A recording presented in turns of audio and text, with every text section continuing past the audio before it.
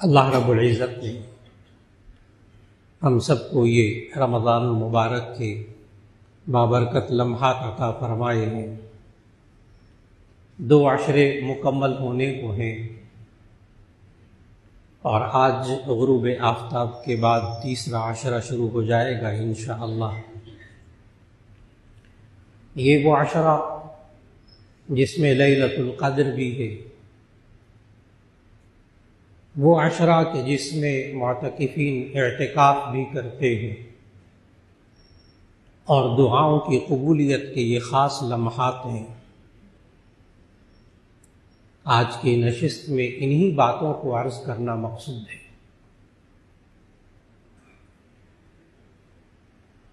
شب قدر کی اہمیت، یہ رات ہوتی کیا ہے، کب ہوتی ہے، ہم کیسے اس بات کا یقین کر لیں کہ ہمیں شب قدر مل گئی اور ہم نے اس میں عبادت کر لی، اور پھر اس شب قدر کی فضیلت خود جو اللہ نے بتائی وہ بھی سمجھنے کے قابل ہے، اور اس شب قدر میں کیا کرنا چاہیے کہ اللہ رب العزت نے یہ سورۃ القدر نازل فرمائی، پوری سورت اس لیلۃ القدر کے بارے میں۔ قدر کا لفظی مطلب ہوتا ہے اندازہ کرنا، طے کر دینا، فرض کر دینا، مرتبہ، عزت، یہ سب قدر کے معانی لغت میں لکھے ہوئے ہیں۔ آپ بھی کہتے ہیں کہ آپ کی میرے دل میں بڑی قدر ہے، بڑا مقام ہے، بڑی عزت ہے۔ اور کہیں قدر تقدیر کے معنی میں ہوتا ہے، قدر یقدر تقدیرا، ایک بات کو طے کر کے، فیصلہ کر کے، مقرر کر کے، اندازہ کر کے طے کر دینا۔ حیرت کی بات ہے کہ شب قدر کے اس مفہوم میں اور اس کی حقیقت میں یہ سارے ترجمے شامل ہیں۔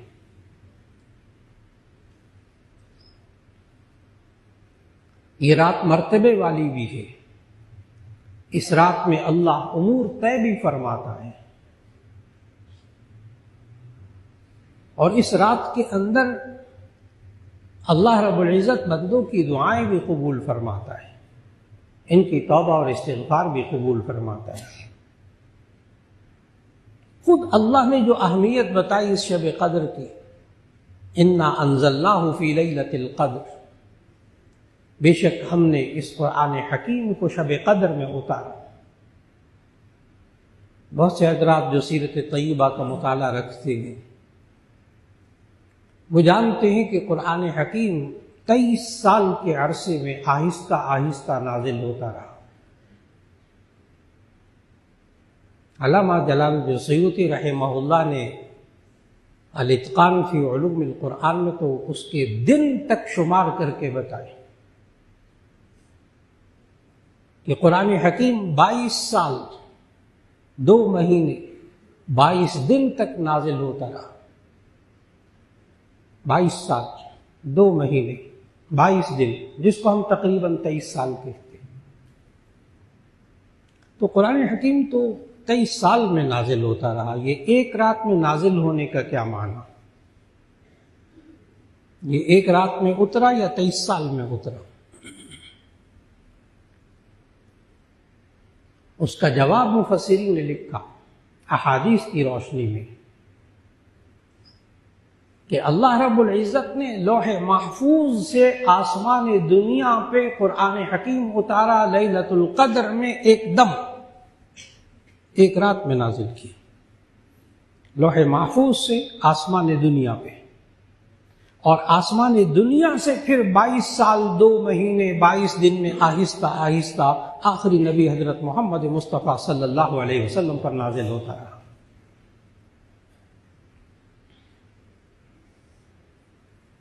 اور قرآن مجید میں مفسرین لکھتے ہیں کہ اللہ نے ان دونوں قرآن حکیم کے نازل ہونے کے لیے الگ الگ لفظ ذکر کیے قرآن مجید میں. عربی زبان میں ہر باب کا ایک خاصہ ہوتا ہے، کچھ خواص ہوتے ہیں جس کو ہمارے علماء خاصیات ابواب کہتے ہیں. ایک باب ہے نزلہ، اس کا معنی اترنا، نازل ہونا. ایک ہے انزل ينزل انزالا، باب افعال، اتارنا. اور اس میں دفعتن، ایک دم اتارنے کا معنی ہوتا ہے. انزل ایک دم اتارا. اور اگر اسی کو باب تفعیل سے لے کر آئیں، نزل ينزل تنزیلا، تو اس کا معنی ہوتا ہے آہستہ آہستہ اتارنا کسی چیز کو. انزل کا معنی اس نے ایک دم اتارا، اور نزل کا معنی اس نے آہستہ آہستہ اتارا. آپ کو حیرت ہوگی کہ جہاں اللہ نے ذکر کیا کہ میں نے ایک رات میں اتارا، وہاں اللہ نے کہا انا انزلناہ فی لیلۃ القدر. انزلہ کا معنی ایک دم اتارنا. انا انزلناہ فی لیلۃ القدر، ہم نے ایک دم اتارا اس کو لیلۃ القدر میں. اور جہاں اللہ نے آہستہ آہستہ قرآن مجید کے نازل ہونے کا ذکر کیا، وہاں باب تفعیل لائے. نزل آیت آپ حضرات کے ذہنوں میں، انا نحن نزلنا الذکر وانا له لحافظون. انا نحن نزلنا الذکر، بے شک ہم نے آہستہ آہستہ قرآن حکیم کو آپ پر اتارا، اور بے شک ہم ہی اس کی حفاظت کرنے والے ہیں. وہاں جہاں آہستہ آہستہ کے لیے وہاں نزل، اور جہاں ایک دم اتارا وہاں انزل. انا انزلناہ فی لیلۃ القدر. تو شب قدر کی ایک فضیلت یہ معلوم ہوئی کہ انا انزلناہ فی لیلۃ القدر، کہ ہم نے ایک رات کے اندر اس قرآن حکیم کو لوح محفوظ سے آسمان دنیا پہ نازل کیا. ایک فضیلت تو یہ خود اللہ نے بتائی. وما ادراک ما لیلۃ القدر، اور آپ کو کیا معلوم کہ شب قدر کیا ہے؟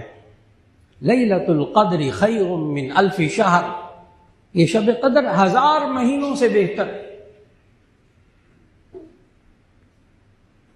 خیر من الف شہر، 1000 مہینوں سے بہتر ہے.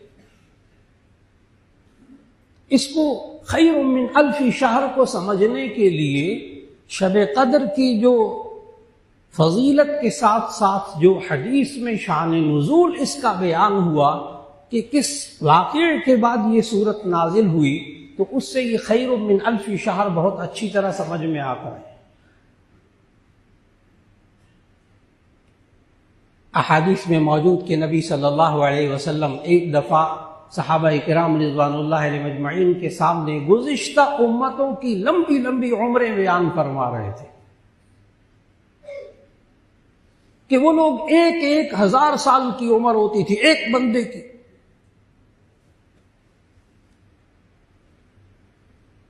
1000 سال وہ جہاد کرتا رہا، وہ عبادت کرتا رہا. تو گزشتہ امتوں کی عمریں 1000 سال. پھر اپنی امت کے بارے میں نبی صلی اللہ علیہ وسلم نے فرمایا کہ میری امت کی عمریں چھوٹی چھوٹی ہوں.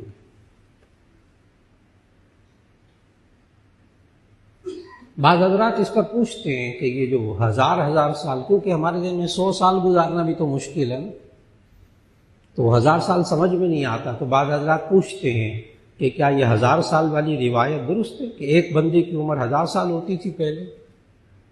کیا یہ روایات مضبوط روایات ہیں، مستند روایات ہیں؟ تو اس کا جواب یہ ہے کہ ساری روایات ایک طرف، قرآن مجید کی ایک آیت ایک طرف. اس سوال کا جواب قرآن مجید کی ایک آیت سے ملتا ہے جہاں اللہ نے نوح علیہ السلام کے بارے میں ذکر کیا، وَلَقَدْ أَرْسَلْنَا نُوحًا إِلَىٰ قَوْمِهِ فَلَبِثَ فِيهِمْ أَلْفَ سَنَةٍ إِلَّا 50 عَامًا.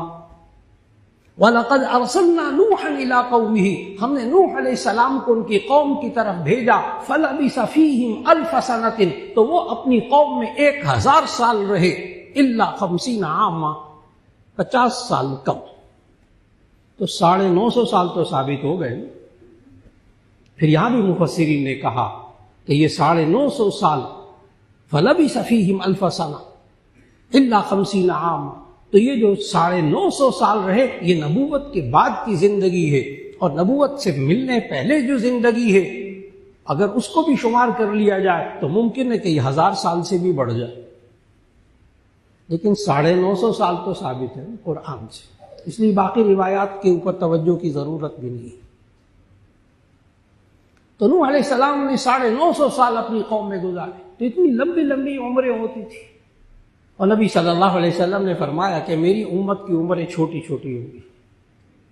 تو ایک بہت سیدھا سا سوال ہے جو آپ کے ذہن میں آ رہا ہے، وہی اس وقت صحابہ کرام کے ذہن میں آ گیا، یا رسول اللہ صلی اللہ علیہ وسلم، اس کا مطلب تو یہ ہوا کہ اگر ہم 100 سال بھی عمر ہو اور ہم دن رات عبادت کرتے رہیں پھر بھی ہم وہ 1000 سال والے کے برابر تو نہیں ہو سکتے۔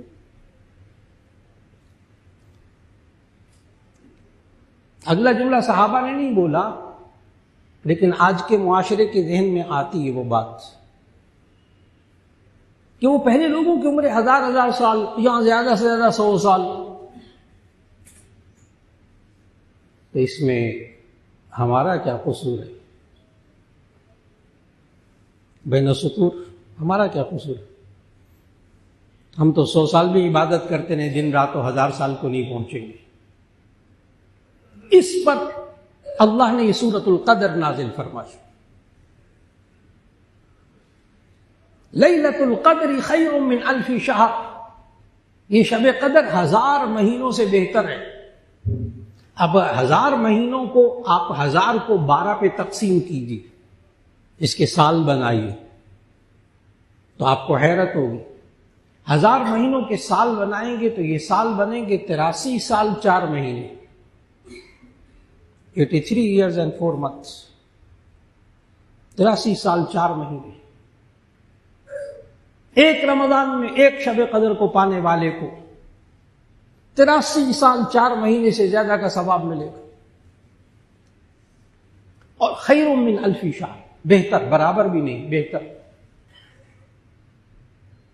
تو اگر ایک شخص جو شب قدر کو پالے، اور آپ حضرات یہ ذہن میں رکھیے گا، خواتین بھی سن رہی ہیں، مرد بھی سن رہے ہیں، کہ آپ میں سے ہر ایک یقینی طور پر شب قدر کو پا سکتا ہے۔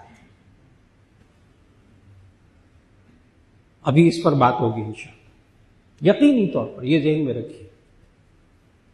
تو اگر کوئی شخص لیلۃ القدر کو اس میں عبادت کر کے،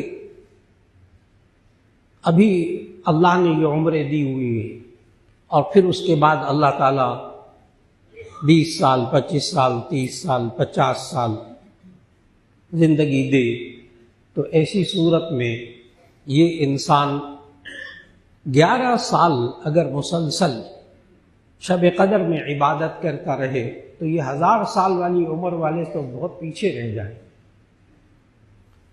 ہر سال 83 سال 4 مہینے، اور 11 سال کے بعد پھر یہ انسان 1000 سال والی عمر سے زیادہ عبادت کا ثواب پا چکا ہوگا۔ اس لیے بڑی اہمیت دیجیے گا اس بات کو۔ اور پھر خیر من 1000 شہر، 1000 مہینوں سے بہتر، کتنا بہتر وہ اللہ جانتا ہے۔ اللہ قادر ہے کہ ایک شب قدر کی عبادت 1000 سال سے بھی زیادہ اس انسان کو ثواب دے دے، اللہ قادر ہے۔ تو دوسری فضیلت شب قدر کی یہ معلوم ہوئی، ایک تو یہ کہ اس میں قرآن حکیم اللہ نے نازل کیا، نزول قرآن کی رات ہے۔ نمبر 2، اس میں عبادت کرنا یہ 1000 مہینوں سے زیادہ ثواب کا باعث ہے۔ تیسری فضیلت اللہ نے اس صورت میں بتائی شب قدر کی، لیلۃ القدر خیر من 1000 شہر کے بعد تنزل الملائکۃ والروح فیہا بإذن ربہم من کل امر۔ تنزل الملائکۃ، اس رات میں فرشتے اترتے، والروح، روح القدس یعنی جبرائیل علیہ السلام نازل ہوتے ہیں، بِإِذْنِ رَبِّهِمْ، اللہ کے حکم سے، اللہ کی اجازت سے، من کل امر، ہر بات کو لے کر نازل ہوتے ہیں۔ اب آپ کے ذہن میں آ رہا ہوگا اس کو لیلۃ القدر کیوں کہتے ہیں، کیونکہ اس بارے میں اللہ کے علم میں سب کچھ موجود، تقدیر میں سب کچھ طے۔ اور جبرائیل علیہ السلام کو اس مخلوق کے احکام دے کر، ہر حکم دے کر اللہ پھر تفصیلی حکم دے کر نازل کرتا ہے، پھر ایسا ہی ہوتا ہے۔ چنانچہ سورہ دخان کی اس آیت میں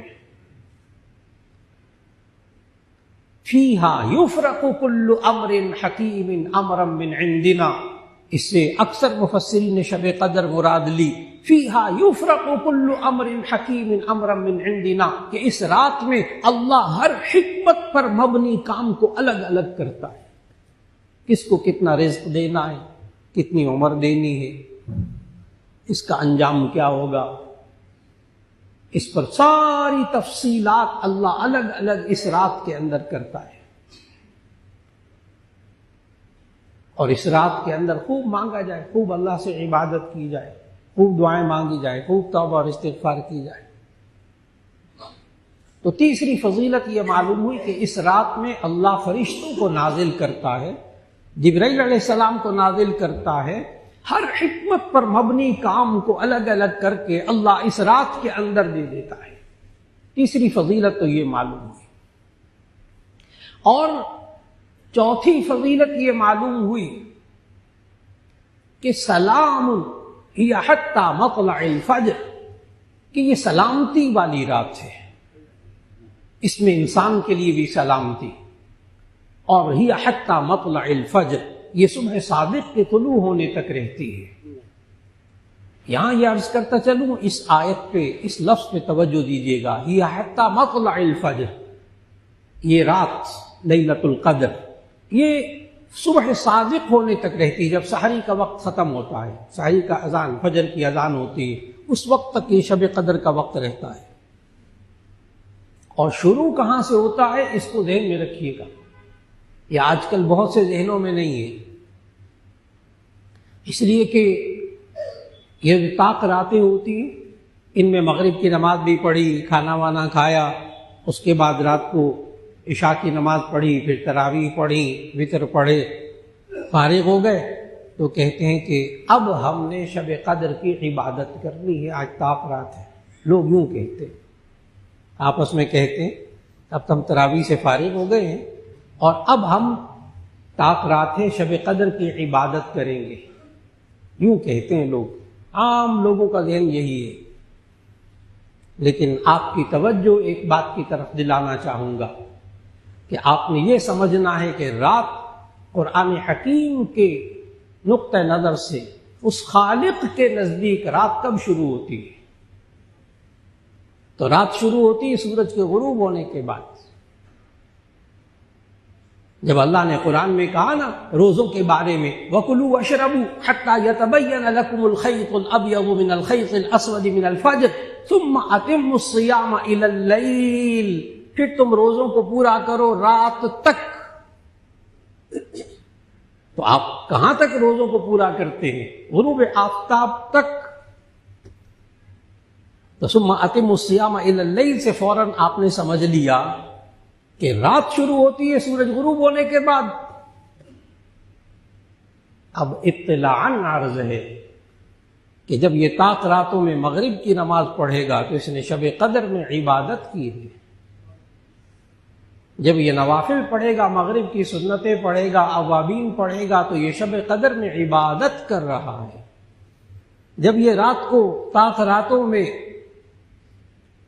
جب یہ فرض عشاء کے پڑھے گا تو یہ عبادت کر رہا ہے، جب تراویح پڑھے گا تو شب قدر کی عبادت ہو رہی ہے، وتر پڑھے گا عبادت ہو رہی ہے۔ بڑی توجہ سے انسان، عام معاشرے کے انسان ان باتوں کو شب قدر کی عبادت نہیں سمجھتے، کہتے اب کرنے لگے ہیں شب قدر کی عبادت وتروں کے بعد۔ جی ضرور کیجیے، ضرور کیجیے، اللہ توفیق دے۔ اور اب تو چند گھنٹے کی بات ہوتی ہے، چند گھنٹے کی بات، 10 تو ویسے ہی تراویح ادا کرتے کرتے بچ جاتے ہیں، 3 ساڑھے 3 بجے پھر سحری کے لیے اٹھنا ہوتا ہے، تو باقی یہ چند گھنٹے بچے ہیں، تو اللہ توفیق دے ہر ایک کو، تو خواتین و حضرات سب کے سب ان طاق راتوں میں تھوڑا سا اور جاگنے کی کوشش کر لیں، نیند دن کے وقت میں پوری کر لیجئے تو ساری رات عبادت کا ثواب مل جائے گا۔ آج کل تو بہت آسان ہے ماشاءاللہ۔ اور پھر اس شب قدر میں عبادت کے لیے ایک بہترین طریقہ خواتین اور مردوں کے لیے، اور وہ ہے اعتکاف۔ اعتکاف ایک ایسی عبادت ہے جو حضرت ابراہیم علیہ السلام سے چلی آ رہی ہے۔ اللہ نے قرآن مجید میں حضرت ابراہیم اور اسماعیل کے بارے میں کہا، جہاں وَعَهِدْنَا إِلَىٰ إِبْرَاهِيمَ وَإِسْمَاعِيلَ أَن طَهِّرَا بَيْتِيَ لِلطَّائِفِينَ وَالْعَاكِفِينَ وَالرُّكَّعِ السُّجُودِ۔ اس آیت سے معلوم ہوتا ہے کہ اعتکاف حضرت ابراہیم علیہ السلام سے چلا آ رہا ہے۔ ترجمہ کرنے لگا ہوں، وَعَهِدْنَا إِلَىٰ إِبْرَاهِيمَ وَإِسْمَاعِيلَ، ہم نے ابراہیم اور اسماعیل سے یہ وعدہ لیا، أَن طَهِّرَا بَيْتِيَ، کہ وہ میرے بیت اللہ کو پاک کریں، أَن طَهِّرَا بَيْتِيَ، کہ میرے بیت اللہ کو پاک کریں، أَن طَهِّرَا بَيْتِيَ لِلطَّائِفِينَ، طواف کرنے والوں کے لیے، وَالْعَاكِفِينَ، اور اعتکاف کرنے والوں کے لیے، وَالرُّكَّعِ السُّجُودِ، اور نماز ادا کرنے والوں کے لیے۔ معلوم ہوا یہ اعتکاف دین ابراہیمی میں موجود تھا۔ معلوم ہوا گزشتہ مذاہب میں بھی اعتکاف موجود، آسمانی مذاہب میں، انبیاء کے طریقوں میں موجود اعتکاف، اس کو معمولی نہ سمجھیے۔ لفظ اعتکاف کو سمجھنا بڑا ضروری ہے، پھر اس سے سمجھ میں آئے گا ہوتا کیا ہے۔ لفظ اعتکاف کا لفظی مطلب ہے، باب افتعال کا مصدر ہے، اس کا معنی ہے رکنا، روکنا۔ یہ انسان اپنے آپ کو مسجد میں روک کر بیٹھ جاتا ہے۔ خواتین گھروں میں اعتکاف کرتی ہیں تو گھر میں ایک کونے میں اپنے آپ کو یہ کمرے میں روک کر بیٹھ جاتی ہیں، اس لیے اس کو اعتکاف کہتے ہیں، اپنے آپ کو روک لینا۔ اور حضرت عبداللہ ابن عباس رضی اللہ تعالیٰ عنہ نے تو اعتکاف کی وجہ تسمیہ، کہ اعتکاف کو اعتکاف کیوں کہتے ہیں، بڑی گہری وجہ بتائیے۔ حضرت عبداللہ ابن عباس رضی اللہ تعالیٰ عنہ فرماتے ہیں اعتکاف کو اعتکاف اس لیے کہتے ہیں کہ ہوا یعتکف عن الذنوب، کہ یہ انسان کو گناہوں سے روک لیتا۔ یہ اعتکاف انسان کو گناہوں سے روک لیتا۔ ماشاءاللہ یہاں سینکڑوں، جامع شفیعہ میں، مسجد حسن میں، یہاں سینکڑوں لوگ ماشاءاللہ اعتکاف میں بیٹھتے، اور مساجد میں بھی بیٹھ رہے، خواتین گھروں میں اعتکاف میں بیٹھ رہی ہیں۔ تو یہ مرد حضرات جو گھروں میں خواتین موجود اعتکاف میں، مرد مسجدوں میں اعتکاف کر رہے، تو ایسی صورت میں ان دنوں میں 10 دن میں یہ گناہوں سے روکے رہتے، بے شمار گناہوں سے روکے رہتے، اس لیے اس کو اعتکاف کہتے ہیں۔ اور یہ اعتکاف سنت مؤکدہ علی الکفایہ ہے، یعنی اس علاقے میں کوئی بھی مسجد میں نہ بیٹھے تو سارے گناہگار ہوتے ہیں سنت کو چھوڑنے پر، لیکن باقی افراد، اگر ایک بندہ بھی مسجد میں بیٹھ جائے اعتکاف میں، باقی کی طرف سے یہ کفایہ ہو جاتا ہے، کافی ہو جاتا ہے۔ اور ویسے سنت غیر مؤکدہ کر لیں تو ثواب، نہ کرے تو گناہ نہیں۔ اور ثواب کتنا سوچیے گا، جو جو اعتکاف کر رہا ہے اللہ سب کو توفیق دے، اور جتنے یہاں مسجد حسن میں اعتکاف کرنے والے ہیں، خواتین گھروں میں اعتکاف کرنے والی ہیں، سوچے نبی صلی اللہ علیہ وسلم نے اس کا ثواب کیا بتایا۔ فرمایا جو بندہ ایک اعتکاف کرتا ہے تو اللہ اس کے درمیان اور جہنم کے درمیان کئی ہزار خندقوں کا فاصلہ کر دیتا۔ تو معلوم یہ ہوا کہ اعتکاف تو انسان کے لیے بڑی اہمیت کا حامل ہے، لہذا اس شب قدر کو پانے کے لیے اعتکاف بڑی شاندار چیز، کیونکہ یہ بندہ بہرحال مسجد میں رہے گا۔ خاتون اعتکاف کر رہی گھر میں تو وہ لازماً گھر میں ان راتوں کے اندر عبادت کرے گی۔ یاد رکھ لیجئے گا، معتکف کا سونا بھی عبادت، اس کا رات کو آرام کرنا بھی عبادت، کیونکہ مسجد میں ہے، وہ اعتکاف کی نیت کر کے سویا ہوا ہے، اس کا سونا بھی عبادت، اس کا آرام کرنا بھی عبادت، اس کی نمازیں بھی عبادت، اس کے روزے بھی عبادت۔ ایک تو یہ طریقہ شب قدر کو پانے کا، اور نبی صلی اللہ علیہ وسلم نے ہمیں سمجھایا، بخاری شریف کی حدیث، تحروا لیلۃ القدر فی اواخر العاشر من رمضان، او کما قال علیہ الصلوۃ والسلام، کہ تم شب قدر کو تلاش کرو رمضان المبارک کی آخری طاق راتوں میں۔ طاق راتیں 5 راتیں، 21ویں رات، 23ویں رات، 25ویں رات، 27ویں رات، 29ویں رات، 5 راتیں۔ سچے نبی صلی اللہ علیہ وسلم نے فرمایا کہ ان طاق راتوں میں شب قدر ہوتی ہے، لہذا جو بندہ 5 راتیں عبادت کرتا رہا وہ یقین رکھے کہ اس نے شب قدر پا لی۔ میں نے شروع میں عرض کیا تھا کہ میں ابھی عرض کرتا ہوں کہ ہم کیسے یقین کریں کہ ہم نے شب قدر پا لی ہے۔ شب قدر کی تعین اٹھا دی گئی۔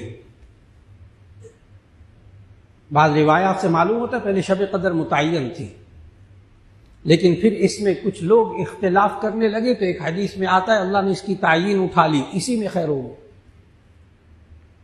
لہذا اس تعین کے اٹھنے کی وجہ سے بعض حضرات سوچتے ہیں پتہ نہیں ہمیں شب قدر ملی کہ نہیں ملی۔ جی آپ 5 راتوں میں عبادت کر لیجیے اور پھر یقین کیجیے کہ آپ نے شب قدر میں عبادت کی ہے۔ آسان طریقہ رہا یہ کہ سعودی عرب میں تو ایک دن پہلے شب قدر ہو جائے گی، اس دن طاق رات، ہمارے وہاں ایک روزہ پہلے ہوا، یہاں ایک روزہ بعد میں ہوا، تو حضرت شب قدر جو فرشتے نازل ہوتے ہیں اور روح القدس نازل ہوتی ہیں وہ سعودی عرب کے مطابق یا پاکستان کے مطابق لوگ الجھتے۔ اس سوال کو اور مشکل کر دیتا ہوں، عین اس وقت جس وقت پاکستان میں یا سعودی عرب میں رات ہوتی ہے اس وقت کینیڈا کے اندر دن ہوتا ہے، تو فرشتے دن میں اتریں گے یا رات میں اتریں گے؟ یہ انسان بہت الجھ رہا، بہت الجھ رہا۔ سعودی عرب والی رات مراد ہوگی، پاکستان والی رات مراد ہوگی۔ میں نے کہا رات تو بڑی دور کی بات ہے، کینیڈا میں اس وقت دن ہوتا ہے، اب ان کی شب قدر کب ہوگی؟ یہ انسان بڑا سوچ رہا، بڑا الجھ رہا۔ لیکن اس انسان نے اپنی عقل سے پلاسٹک اور لوہے کا ایک ڈبہ بنایا ہے، اور پلاسٹک اور لوہے کی ڈبیاں چھوٹی چھوٹی جیب میں بھی رکھی ہوئی ہیں۔ ناراض نہ ہو کہ آپ کے 10 لاکھ کے موبائل کو، 5 لاکھ کے موبائل کو، کئی لاکھ کے لیپ ٹاپ کو میں پلاسٹک اور لوہے کا ڈبہ کہہ رہا ہوں۔ اب تو یہ نوجوان بیٹھے ہوئے اتنے سارے ماشاءاللہ، سارے کمپیوٹر کے دور کے پیداوار ہیں اور بہت اچھی طرح کمپیوٹر میں مہارت رکھتے ہیں۔ میری بات فوراً سمجھ جائیں گے، اس مختصر سے اشارہ کروں گا، یہ نوجوان سمجھ جائیں گے۔ ایک سادہ سی ایپ ہے، ایک سادہ سی ایپ ہے، آپ اس ایپ میں کئی ہزار افراد کے نام، تاریخیں، وقت، ملک سب کچھ لکھ کر ڈال دیں اور ایک پیغام ڈالیں کہ ان افراد میں سے جس کی جس وقت برتھ ڈے آئے تو میری طرف سے یہ مبارکباد۔ برتھ ڈے جائز ہے ناجائز ہے وہ ایک الگ بحث ہے، میں اس وقت جو بات عرض کر رہا ہوں اس پر توجہ دیجیے گا کہ فلاں بندے، ہزاروں بندوں کے بارے میں وہ برتھ ڈے فکس کر دیجئے، وہ جس ملک میں ہوگا، جس جگہ ہوگا، جس وقت اس کا وقت آئے گا، آپ کا مبارکباد کا پیغام وہاں ڈیلیور ہو جائے گا۔ آسان سی ایپ بتا رہا ہوں، سب کو معلوم۔ تو میرے عزیزان محترم، انسان نے اپنی عقل سے ایک ایسا پلاسٹک اور لوہے کا ڈبہ اور ڈبیاں بنا کر اپنے جیب میں رکھی ہوئی ہیں کہ جہاں اس ایپ کو ڈال کر وہ ہزاروں لاکھوں انسانوں کے جہاں جہاں جو پیغام دینا ہو اس وقت مقررہ میں وہ پیغام پہنچا سکتا ہے۔ وہ جو کائنات کا خالق ہے نا، وہ سعودی عرب میں کیسے لیلۃ القدر میں پیغام پہنچائے گا اور پاکستان میں کیسے پہنچائے گا، اور کینیڈا میں تو دن ہوتا ہے، مولانا ہمیں سمجھ میں نہیں آتا۔ کیا عجیب سی بات نہیں ہے کہ اس انسان نے اپنی عقل سے تو ایسی مشینیں بنا لی کہ جس رات میں چاہے اس رات میں وہ پیغام ڈلیور کر دے، لیکن جو اس دماغ کا خالق اللہ ہے وہ کیسے کرے گا سمجھ میں نہیں آ رہا۔ مولانا ذرا ہمیں سمجھا دیں اچھی طرح۔ انا للہ و انا الیہ راجعون۔ اس کے لیے مصیبت اصل میں پتہ کیا ہے؟ مصیبت یہ ہے کہ آج مسلمانوں کا یہ مزاج بن گیا، عام مسلمانوں کا، خواص کا نہیں، ان کا ایمان بہت پختہ۔ عام مسلمانوں کا یہ مزاج بن گیا کہ اللہ نے کہا میں یہ کروں گا، میں یہ کروں گا، میں شب قدر میں یوں فرشتے نازل کروں گا۔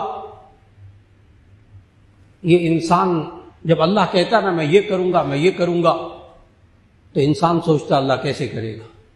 ہم بہت فکر مند ہوتے ہیں ان باتوں کے بارے میں جو اللہ نے کہا میں کروں گا، ہم سوچتے رہتے ہیں اللہ کیسے کرے گا۔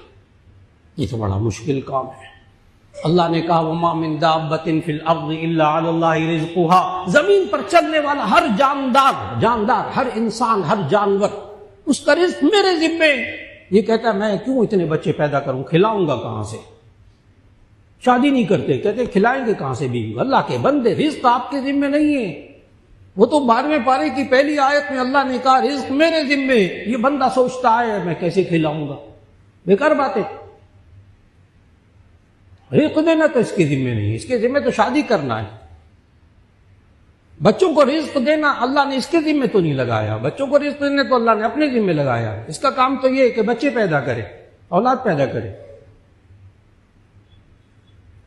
وَمَا مِن دَابَّةٍ فِي الْأَرْضِ إِلَّا عَلَى اللَّهِ رِزْقُهَا، رزق اللہ کے ذمے ہے۔ یہ انسان اپنے رزق کے بارے میں بہت فکر مند ہے۔ اللہ کہتا ہے کماؤ لیکن حلال کماؤ، یہ حلال کمانے کی فکر نہیں کرتا، کہتا ہے میں کھلاؤں گا کہاں سے۔ بالکل اسی طرح اللہ کہتا ہے میں ان طاق راتوں کے اندر میں فرشتے نازل کرتا ہوں، روح القدس نازل کرتا ہوں، فلاں کرتا ہوں۔ اب ہمیں ایمان رکھنا چاہیے کہ جہاں جہاں دنیا میں طاق رات ہوگی وہاں اللہ فرشتے نازل کر کے چھوڑے گا۔ ہر علاقے کے لیے اپنی اپنی لیلۃ القدر، اور اللہ قادر ہے جس انسان کے لیے جس ملک میں جہاں لیلۃ القدر طاق رات ہوگی اللہ وہاں فرشتے بھی نازل کرے گا، سلامتی بھی نازل کرے گا، وہاں دعائیں بھی قبول کرے گا انشاءاللہ۔ ہمارا کام جو ہمارے ذمے ہے اس کے بارے میں سوچئے گا۔ یہ عادت چھوڑ دے لوگ کہ جو اللہ نے اپنے ذمے کام لیے ہیں سوچتے ہیں اللہ کیسے کرے گا۔ بس اس کے لیے ایک آیت پڑھ لیا کیجیے، ایک آیت۔ جب بھی الجھن ہو ان مسائل کے اندر جو بھی میں نے ذکر کیے ہیں، یہ کام اللہ کیسے کرے گا، یہ کام اللہ کیسے کرے گا، تو وہاں ایک آیت پڑھ لیا کیجیے آسان سی، انشاءاللہ شفا ہوگی۔ ان اللہ علی کل شیء قدیر، ان اللہ علی کل شیء قدیر، بے شک اللہ ہر چیز پر قدرت والا ہے۔ لہذا یہ انسان شب قدر کے اندر دعائیں مانگے، توبہ اور استغفار کرے، یہ دعاؤں کی قبولیت کا وقت ہے۔ اللہ نے جہاں سورہ بقرہ کے اندر 5 آیتوں میں روزے کے احکام بتائے، سورہ بقرہ کی آیت 182 سے لے کر 187 تک اللہ نے روزے کے احکام بتائے۔ اس میں آیت نمبر 186 میں اللہ نے یوں کہا رمضان کے احکام بتاتے ہوئے وَإِذَا سَأَلَكَ عِبَادِي عَنِّي فَإِنِّي قَرِيبٌ أُجِيبُ دَعْوَةَ الدَّاعِ إِذَا دَعَانِ فَلْيَسْتَجِيبُوا لِي وَلْيُؤْمِنُوا بِي لَعَلَّهُمْ يَرْشُدُونَ۔ اب اس آیت کو سمجھنا ہے۔ رمضان کے احکام بتاتے ہوئے اللہ نے کہا وَإِذَا سَأَلَكَ عِبَادِي عَنِّي فَإِنِّي قَرِيبٌ، جب یہ بندے مجھ سے سوال کرتے ہیں، مجھ سے مانگتے ہیں، فإنی قریب، میں بہت قریب ہوتا ہوں۔ اور ایک اور آیت میں سمجھایا ہے اللہ کتنا قریب ہوتا ہے، اللہ کتنا قریب ہوتا ہے۔ آیت پڑھنے لگا نحن اقرب الیہ من حبل الورید، ہم اس انسان کی شہرت سے بھی زیادہ اس کے قریب ہوتے ہیں۔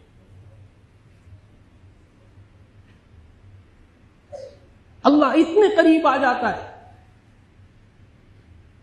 وَإِذَا سَأَلَكَ عِبَادِي عَنِّي فَإِنِّي قَرِيبٌ أُجِيبُ دَعْوَةَ الدَّاعِ إِذَا دَعَانِ، میں دعا مانگنے والے کی دعا کو قبول کرتا ہوں جب وہ مجھ سے دعا مانگتا ہے۔ فَلْيَسْتَجِيبُوا لِي، تو مجھ سے مانگو، وَلْيُؤْمِنُوا بِي، میرے اوپر ایمان تو رکھو، لَعَلَّهُمْ يَرْشُدُونَ، تاکہ یہ ہدایت پا جائے۔ معلوم ہوا جو شخص اللہ سے مانگتا ہے، خوب مانگتا ہے، وہ ہدایت پر رہتا ہے۔ جو اللہ سے مانگنا چھوڑ دیتا ہے وہ ہدایت پر نہیں ہوتا۔ اللہ سے مانگنے کی عادت بنائیے، اللہ ضرور دعائیں قبول کرے گا۔ کبھی زبان پر یہ نہ لائیں پتہ نہیں اللہ کس کی دعائیں قبول کرتا ہے، ہماری تو قبول کرتا نہیں، ہمیں تو کچھ بھی نہیں دیا۔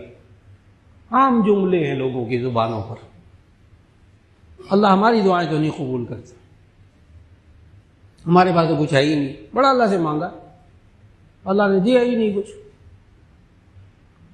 یاد رکھ لیجئے گا، جس انسان کے ذہن میں یہ آئے کہ میں نے اللہ سے مانگا اور اللہ نے مجھے نہیں دیا، کبھی شکوہ ذہن میں آ جائے، عین اس وقت یہ سوچنا شروع کر دے، جسے ہمارے بزرگ مراقبہ کہتے ہیں، تھوڑا سا سوچنا شروع کر دے کہ اللہ نے جو بغیر مانگے اس کو نعمتیں دی ہوئی ہیں، یہ اس کو تھوڑا سا شمار کرنا شروع کر دے۔ اللہ کا دعویٰ ہے قرآن میں ان نعمتوں کے بارے میں جو نعمتیں اللہ نے دی ہیں، اور انسان نے زندگی میں کبھی نہیں مانگی، بغیر مانگے اللہ نے دی ہیں۔ ان نعمتوں کے بارے میں اللہ نے قرآن میں دعویٰ کیا، چیلنج کیا، ان تعدوا نعمت اللہ لا تحصوها، اگر تم اللہ کی نعمتوں کو شمار کرنے لگو گے تو شمار نہیں کر سکو گے، تمہاری زندگی ختم ہو جائے گی۔ وہ نعمتیں جو اللہ نے بغیر مانگے دی، یہ انسان کیسے کہہ سکتا ہے مجھے اللہ نے نہیں دیا؟ اس انسان نے زندگی میں کتنی مرتبہ ناک مانگی تھی سانس لینے کے لیے؟ کوئی ایک ہاتھ کھڑا کر کے کہہ دے میں نے اپنی زندگی میں مانگی تھی، سوال ہی پیدا نہیں ہوتا۔ اس کو تو مانگنے کو اس وقت ہوش بھی نہیں تھا جب اللہ نے ناک دے دی تھی۔ یہ آنکھیں کب مانگی اللہ سے؟ وہ الگ بات ہے کہ آنکھیں خراب ہو تو پھر مانگتا ہے۔ یہ دانت کب مانگے اللہ سے؟ یہ پھیپھڑے کب مانگے؟ یہ گردے کب مانگے؟ ایک دفعہ نہیں مانگو تو جب خراب ہوتے پھر دعائیں مانگتے ہیں۔ میں نے تو ابھی چند اعضاء بتائے، میرے شیخ حضرت مولانا فضل الرحیم صاحب کا یہ بار بار بیان میں نے سنا۔ حضرت تو یہاں تک آ جاتے تھے، بیان میں کہتے تھے یہ آپ کا چہرہ ایک بالشت کا چہرہ، ایک بالشت کا چہرہ۔ حضرت فرماتے تھے اس چہرے کے اندر جتنی نعمتیں اللہ نے دی ہے، زندگی ختم ہو جائے گی آپ اس کو شمار بھی نہیں کر سکیں گے، صرف ایک چہرے کے اندر۔ حقیقت بتاؤں کہ بہت بڑے پاکستان کے آئی سرجن، آنکھوں کے سرجن، لوگوں کے سامنے تو ایسی باتیں نہیں کرتے نا، کھل کر بولے، کہنے لگے مولانا آئی سرجن، ٹاپ کا آئی سرجن ہے اس وقت آنکھوں کا، کہنے لگے مولانا ابھی تک سائنس اس ایک آنکھ کے ڈیلے کے اندر اللہ نے کتنی نعمتیں رکھی ہیں، کیا دنیا رکھی ہے، ابھی ہماری سائنس مکمل واقف نہیں ہو سکی۔ سرجن کہہ رہا ہے، یہ کسی آئی سرجن سے یہ جملہ پوچھ کے دیکھیں کہ آپ آنکھ کے ایک ڈیلے کے اندر جو اللہ نے نعمتیں رکھی ہیں، کیا آپ اس سے واقف ہو چکے ہیں؟ سائنس اس سے واقف ہو چکی ہے؟ وہ کہے گا نہیں۔ اتنی نعمتیں اللہ نے بغیر مانگے دی، اس لیے کبھی نہیں کہنا چاہیے کہ میری دعائیں قبول نہیں ہوتی۔ نبی صلی اللہ علیہ وسلم نے یہ جملہ کہنے سے منع فرمایا۔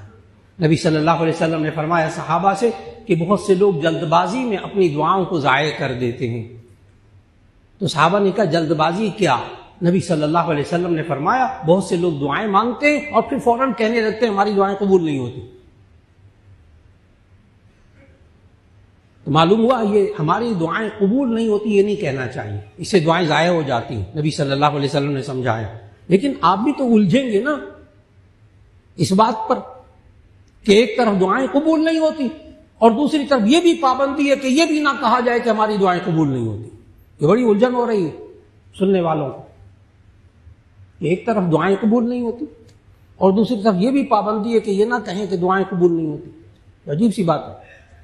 یہ عجیب سی بات اس لیے ذہن میں آتی ہے کہ دعاؤں کی قبولیت کی قرآن و سنت کی روشنی میں 4 صورتیں ہیں، وہ چاروں صورتیں ضرور ذہن میں رکھیے گا۔